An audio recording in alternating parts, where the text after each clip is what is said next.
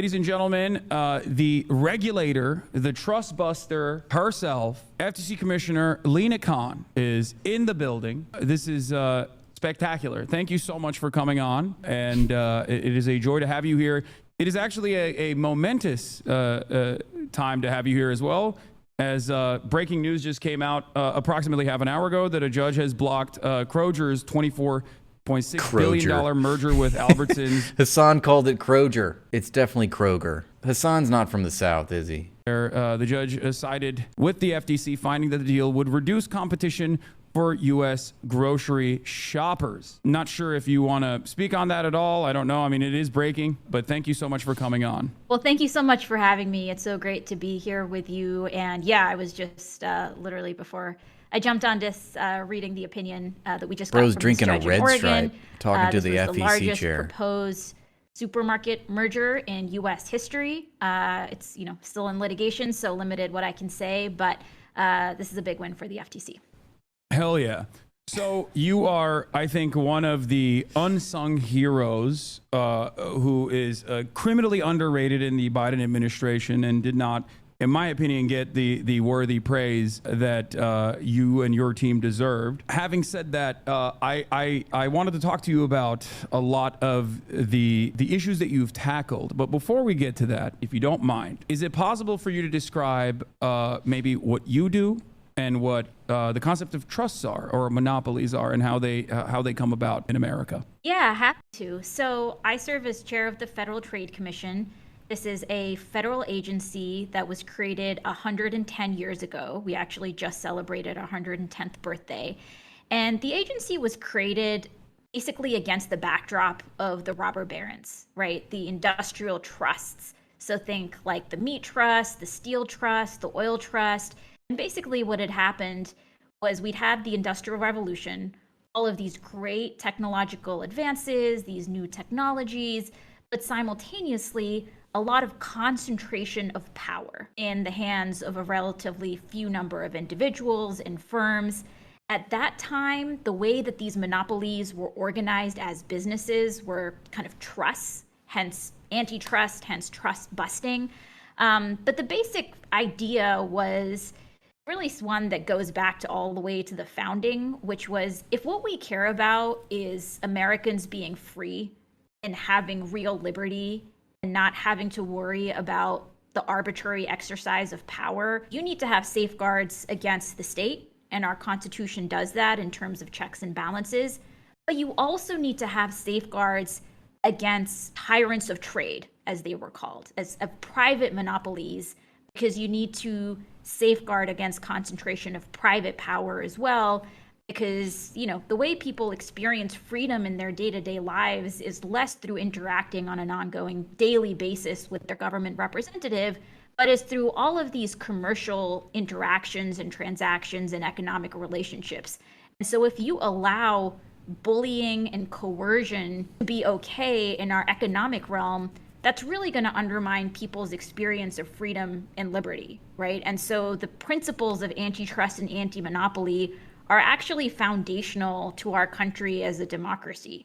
So that's kind of the original vision. Our agency is small. We're like 1,300 people, but we have oversight across the entire economy. We have a fantastic team. Under this administration, we've really been trying to reinvigorate how the agency enforces the law, uses its tools, and really turn the page on a approach since the Reagan years that had assumed that kind of big is always better and that somehow monopolies are going to deliver lower prices and be better for us. And I think we're just living with reams of reality that contradict that. And so we need to update how we enforce the law too. Can we talk about that a little bit? Because I feel like this is directly against the normal understanding of trust, both universally in other OECD nations, but also specifically in America, throughout American history. The notion that I think the American conceptualization of monopolies and whether they are worthy of scrutiny or whether they're worthy of being busted, right, is entirely dependent on the consumer impact. I feel like this is different than just fundamentally how monopolies or oligopolies occur, that as long as the prices are low, as long as the prices are are kept low, or at least if they like consistently increase but only marginally year over year, that these monopolies should not be touched. Yeah, Hassan is making the same point that I was going to make, which is that how antitrust laws are interpreted since the 80s, since this guy named Robert Bork, which was her predecessor at the FEC. I think he also wrote a book, if I remember. But anyway, whatever Robert Bork's contribution was, it was an influence in interpreting antitrust laws so that whatever is good for the consumer, the customer, must be good for the economy. And paradoxically, the antitrust laws, the way that they were interpreted, ushered in and facilitated the rise of conglomerates and monopolies. So, you know, and I always think it's interesting that, of course, our identity in all of this is as consumers, as customers. It's whatever's good, not whatever's good for people, not whatever's good for communities, not whatever's good for individuals on a human level. It's how you are, you know, as a consumer in the market, how you're identified in capitalism is by being a customer. So what does that materially amount to? That means that if prices are low, as Hasan just said, if prices are low, then that must mean it's good for the customer. But that's not exactly what works out, because just because the prices are low doesn't mean that what you're buying is good for you as a person, as a human. It doesn't mean it's healthy. It just means the prices are low for it. And is it good that what the product of this ultimately ends up being is the manifestation of a conglomerate corporation like Amazon, which, you know, has monopolized all different kinds of industries and virtually controls the entire supply chain, virtually monopolizes the supply chain? How is that good for the customer? Because ultimately they have no options. But they do have lower prices. You know, that's the one thing that that's how Amazon has been able to skirt the government oversight, is because of the way that antitrust laws are interpreted. And this is why Lina Khan steps in, I think, you know, in the grand scope of neoliberal reformation. You know, Lina Khan is and a trust buster, you know, hearkening back to the Gilded Age in American history that were, like she alluded to, was the time of breaking up huge conglomerates that had cornered the market in all these different industries. Are not worthy of any scrutiny whatsoever. Would you say that that is different than the attitude demonstrated by other countries? I mean, you know, the United States is kind of a leader in antitrust and anti-monopoly, and a lot of other countries have kind of adopted their laws, you know, in more recent decades. And the U.S. has actually had an important role in influencing how other countries have done things. And it was really interesting when I came into this role and started interacting more with international enforcers. Dude, I can't believe Hasan is slugging Daddy's moonshine live on stream, interviewing a government official. It's completely unprofessional, folks. Don't ever do this. That is not a good look. Taken aback, because for decades now, U.S. enforcers had kind of been chiding other countries and saying, hey, you got to be nicer to your monopolies.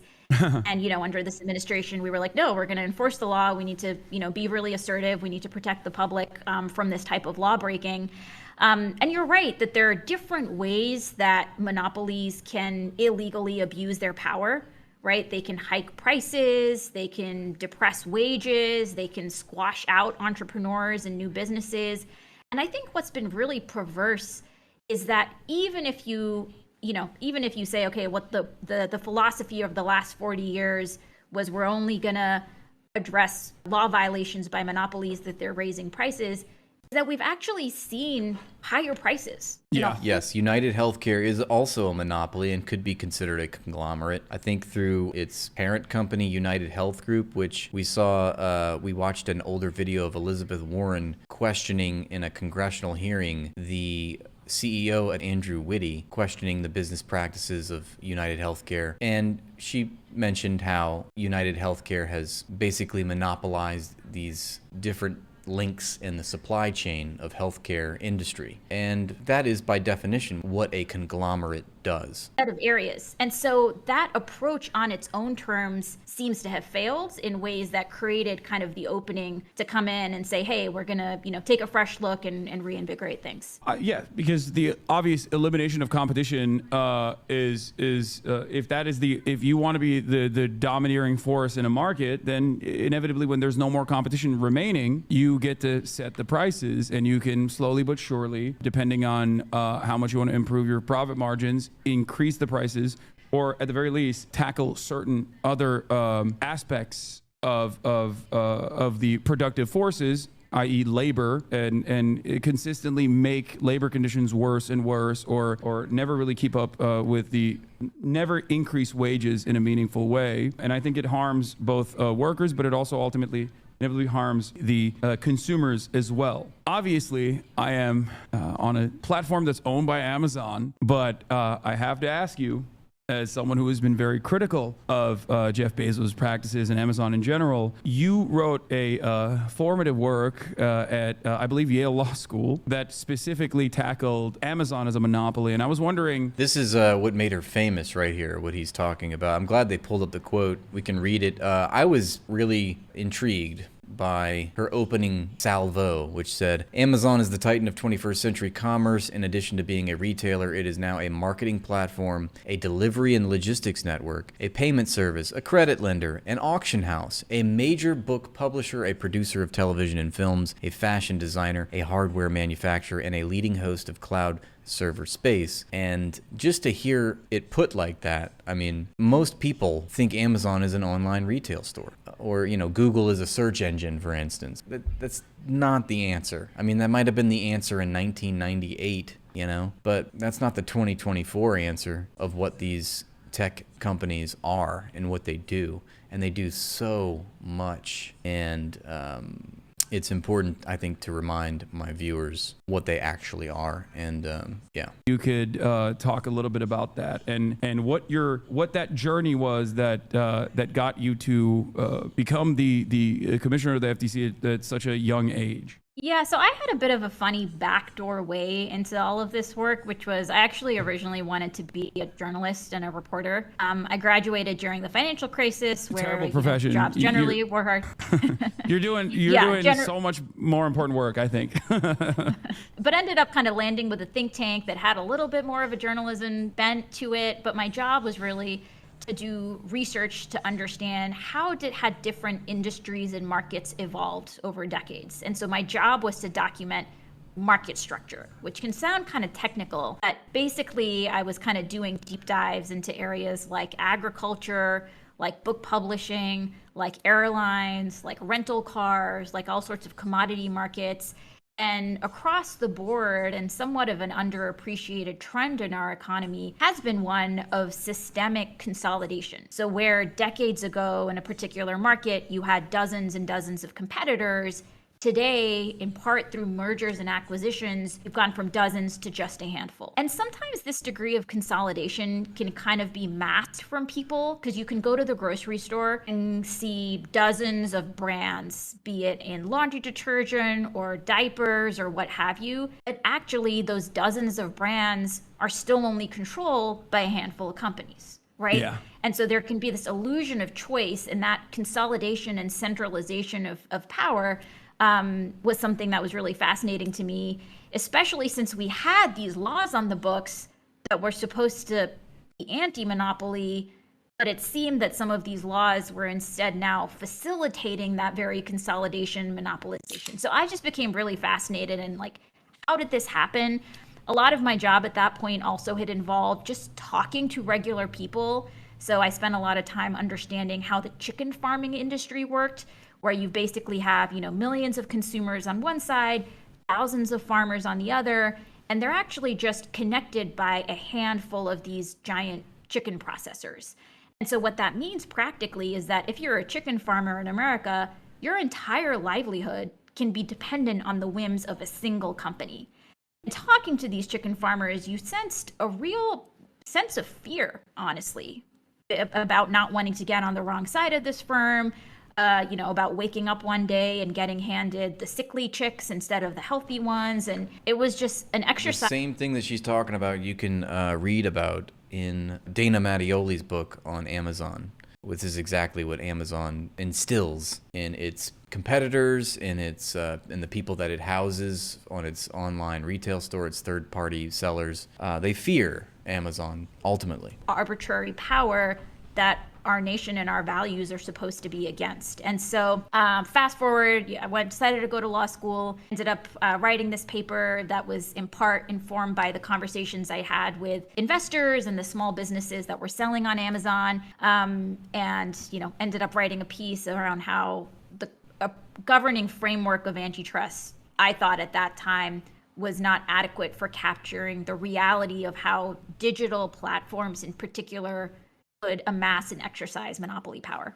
I mean, one of the predatory practices of Amazon that's like pretty obvious for people is routinely trying to purchase using the algorithm that they have inside of their sales structure to figure out like what products are actually working really well. And then as far as I understand, Amazon made more than $1 billion using secret algorithm called Project Nessie. and either trying to buy out these companies in its entirety, or if they don't play ball, if they want to retain ownership over their product, like creating an alternative product, pushing the I believe it was a diaper, right? Like there's a diaper company, there's like a story around a diaper company that's like very famous, creating an Amazon basic version of that same product, pushing down within its own search function the competitive product. And dude, the whole story with diapers.com is insane, and that's one of the little chapters in the book. Yeah, they squashed out diapers.com. They were trying to buy out diapers.com, and I think Walmart was also trying to buy out diapers.com, and Amazon offered them a deal, and then diapers.com was offered a better deal by Israel. No, just kidding. They were offered a better deal by Walmart, and Amazon in turn said, if you take that deal with Walmart, we are going to drop down the cost of diapers on Amazon to zero. We're going to give away diapers for free, and we're going to put you out of business so that by the time that merger or that acquisition is made by Walmart, diapers.com will be worthless. And because of how Walmart structured its contract with diapers.com, it basically stated, if by the, in the interim, the time that we sign this contract and the time that it goes active, if diapers.com, is something about the financial situation of diapers.com changes, i.e. it loses a lot of money, then the deal is off. So Amazon was basically saying, we're going to drop the cost of diapers to $0 on our website, thus tanking your business. So that, but by the time the deal goes active with Walmart, there will be no deal, and you'll just regardless. And so they were forced to take the Amazon deal. So that's, I'm pretty sure that's illegal. Is that not predatory pricing? Diapergate, I know, for real. That's what that was. It's just funny to me thinking about Amazon execs sitting around in a boardroom being like, gotta get those diapers. Underpricing like the new competitive product that they've made in an effort to basically destroy this smaller producer, with the hopes of either down the line purchasing them for pennies on the dollar or just completely crippling them. Amazon said on Wednesday that it is shutting down Quidsy, one of its largest ever acquisitions, which runs 6 shopping sites including diapers, soap, and WAG. The shutdown will result in layoffs of 263 people. The shutdown of profitability issues. We have worked extremely hard for the past 7 years to get Quidsy to be profitable. Quidsy has great brand expertise, and they will continue to offer selection on Amazon. Amazon bought Quidsy almost 6 years ago to the day, not 7 like the statement says, in a deal valued at around $545 million.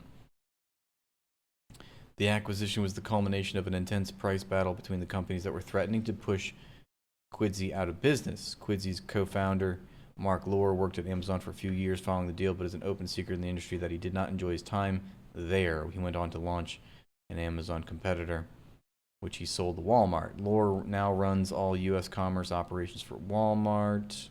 Dude, when you start to make Walmart look good, like more ethical, when you start to make Walmart look like the good guy, you know that you're up to some nefarious bunk shit.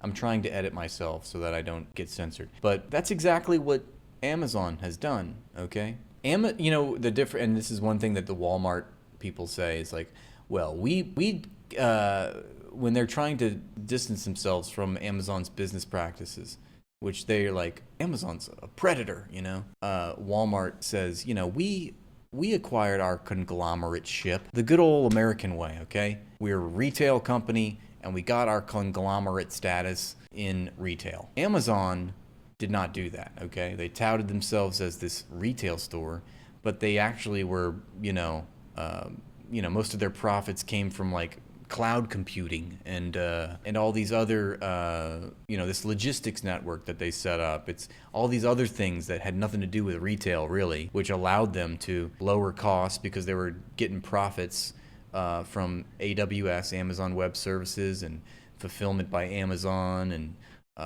all the advertising, all of this. They're basically, a startup capital firm in addition to all the other things that they do. And I mean, that's partly true, but I mean, the point is that you're making Walmart look good, Amazon. So is there a chance that Amazon's decision was driven by more than what the public statement says? Well, of course. Like, everyone knows, do not trust Amazon. Like, some competitors are on record saying, yeah, Amazon is the devil. And in a game of, demons and devils, you got the devils saying Amazon is the devil. So that's pretty devilish. Bankrupting them. This practice, undercutting, I think, is commonplace in virtually every aspect of American industry, from Walmart coming into underserved neighborhoods and closing up shops, the mom and pop shops in general.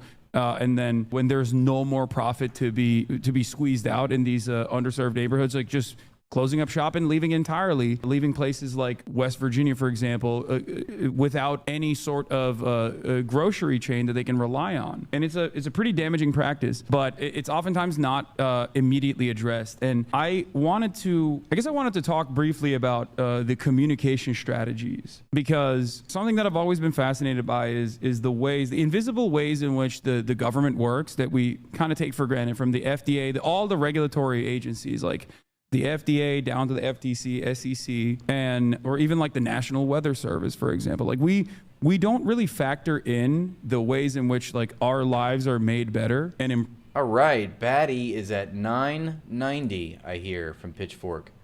improved by people like yourself. So how do we address that? What are some of the biggest W's, for example, that you have had with the FTC under your reign, under the Lina regime, that you don't think has gotten proper consideration?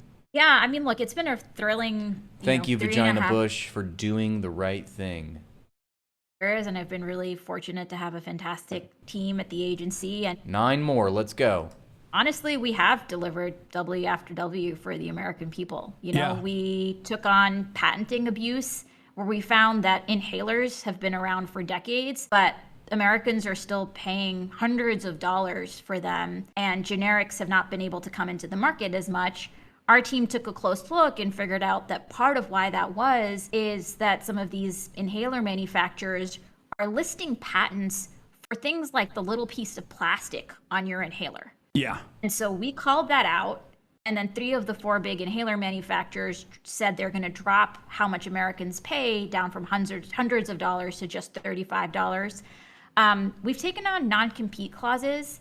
These are the contractual provisions in people's employment contracts that say, even after you leave your current employer, you can't go work for certain competitors. You can't go start your own competing business. These non-competes started off in the boardroom, but they now, are in employment contracts for janitors, security guards, fast food workers, people making minimum wage, doctors across the country, healthcare professionals across the country. Thank you, Mickey. We're down to 8 people. We need 8 more people. Thank you, Pitchfork, for sharing the link again.